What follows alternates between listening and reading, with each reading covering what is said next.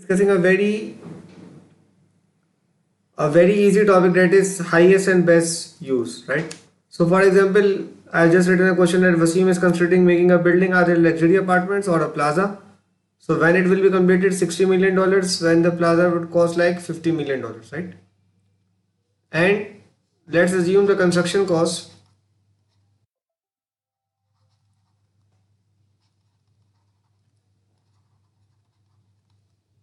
So the construction costs are $20 million, for example, for the building,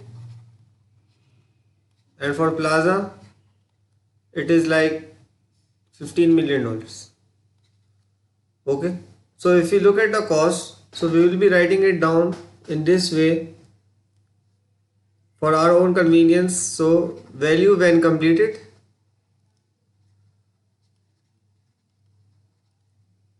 less the construction cost, and this will be giving us the implied value. In CFA, these are the small things that really cost us, because you often tend to leave this behind. Na? Okay, so $60 million for the apartment, $50 million. So as it is, I will be writing it down. $60 million, the cost of this, $50 million. This, so cost of construction, $20 million, $15 million.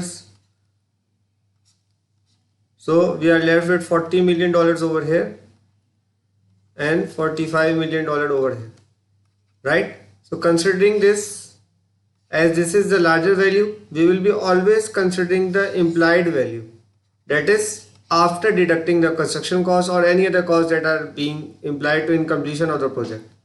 So this is a very basic concept, but often we miss these out because there's a lot of syllabus and we tend to lose marks. I hope this really helps us out.